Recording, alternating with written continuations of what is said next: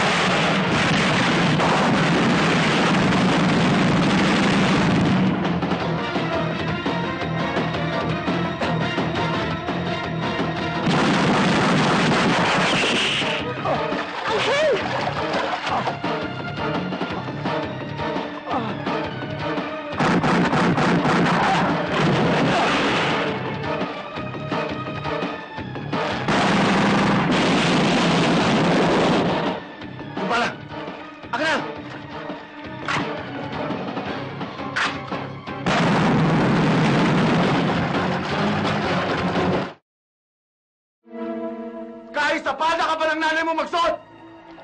Hahanapin kita! Papatayin kita! Tarantado ka rin!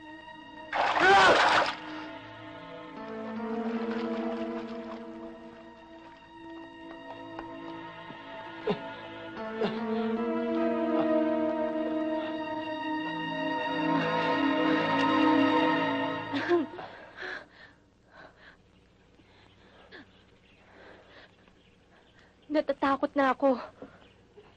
Huwag kang mag-alala. Kaya ko to.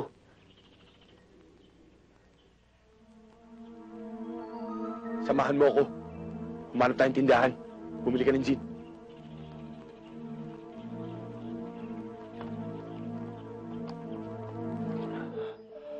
Kailangan maalis ang bala.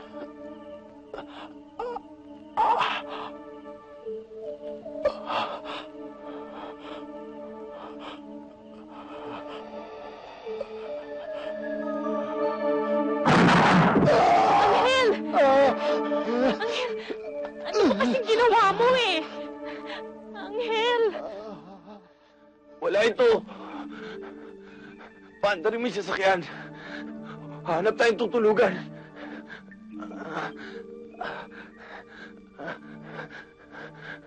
Nag-aalala ako kay Angel. 3 araw na siyang hindi umuwi. Hindi naman niya dating ginagawa yon. Baka kung napano ng kaibigan niyo. Huwag ho kayong mag-isip ng ganyan. Wala naman hong mangyayari sa kanya eh. Anak, kung ano man ang mangyari ko nang bahala kay Angel. Nanay Tasing, huwag ho kayong mag-alala. Hindi ho ako titigil hanggat hindi ko nakikita si Angel. O sige ho, mabuti bang pahinga na kayo at tutuloy na ako. Anak, ikaw nang bahala kay Angel. O sige ho. O Marco, may iwan ka na. Ikaw na bahala kay Nanay Tasing. Tsaka bantayan mo siya ha. O sige. Mauna na ako. Ay, Bentot. Pasalubungan mo naman ako ng balot oh. O sige, bahala ka na dyan ha. Ingat.